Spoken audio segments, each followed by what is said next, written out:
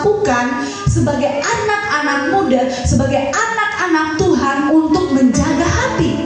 Yang pertama adalah jagalah hatimu.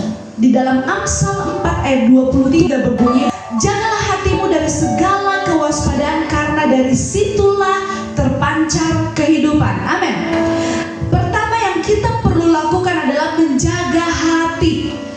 Jadi kalau kita sudah tahu bahwa dunia ini menawarkan hal-hal yang bertentangan dengan firman Tuhan, kita harus memahami bahwa kita perlu menjaga hati. Yang kedua adalah mewaspada terhadap godaan. Di dalam firman Tuhan dikatakan berjaga-jagalah dan berdoalah supaya engkau tidak jatuh dalam pencobaan. Artinya ketika kita berada di lingkungan yang mungkin bertentangan dengan firman Tuhan, sekalipun kita di sana, kita tetap memiliki kekuatan ketika kita mawas diri, ketika kita berjaga-jaga di dalam doa. Amen. Yang ketiga adalah batasi pengaruh negatif. Itu bukan berarti kita tidak bisa bergaul dengan orang-orang yang tidak mengenal Tuhan. Harusnya kita bergaul dengan mereka untuk menjadi terang, untuk menjadi dampak, untuk menjadi contoh. Tetapi kita harus memberi batasan. Batasi pengaruh negatif. Jadi jangan berpikir bahwa oke lah, saya pergi aja. Pokoknya kalau mereka ngerokok ya gue ikut aja lah. Mereka minum gue ikut. Mereka ngapain gue ikut. Gak apa-apa, gue akan baik-baik aja kok. No. Kita harus punya batasan diri. Kita harus tahu bahwa pergaulan yang buruk tadi itu merusak kebiasaan yang baik. Jadi kita memberikan batasan sampai di mana kita bisa mau berteman, sampai di mana kita mengatakan tidak. Amin.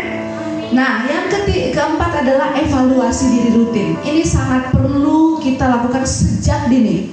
Periksa kondisi hati kita secara berkala. Ini penting. Ini akan renungkan firman Tuhan.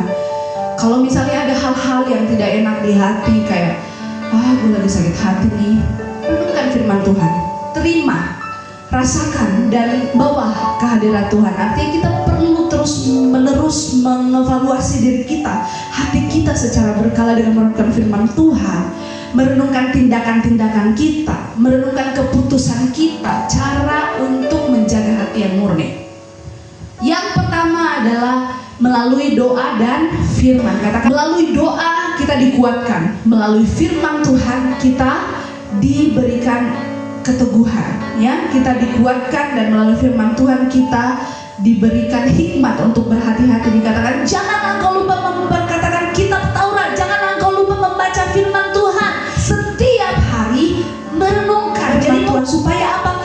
Engkau bertindak hati-hati. Jadi firman Tuhan memberikan kita hikmat untuk bertindak hati-hati. Amin. Yang kedua adalah persekutuan.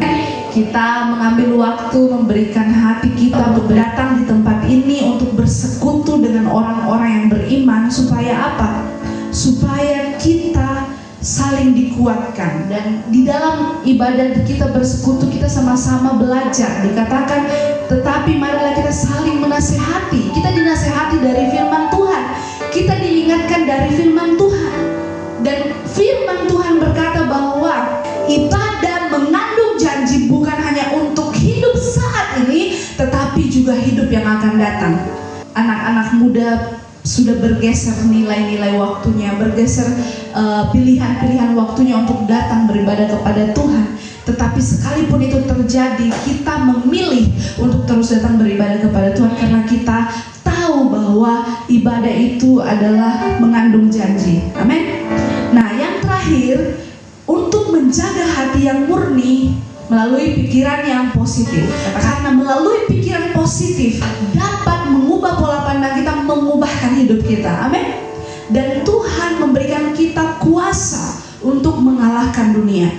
Sebab dikatakan roh yang ada pada kita lebih besar daripada roh yang ada di dunia ini. Ada beberapa tips untuk kita supaya terus kita bertumbuh dalam pengenalan kita akan Tuhan. Yang pertama adalah evaluasi harian. Sebelum tidur, coba dipikir-pikir dulu, sepanjang hari ini gimana, emosinya gimana.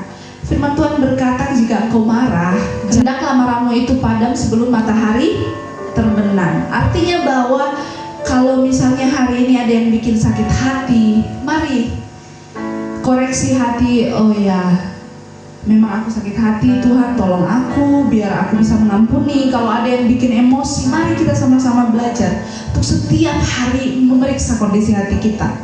Lalu yang kedua adalah berkomitmen untuk baca firman. Artinya bahwa ketika kita berkomitmen, kalau kita bisa baca WhatsApp, kita bisa baca Telegram, kita bisa baca nonton TikTok mungkin lebih dari 15 menit, harusnya kita juga bisa baca Alkitab minimal 15 menit sehari. Katakan amin. Amin yang paling kencang ya.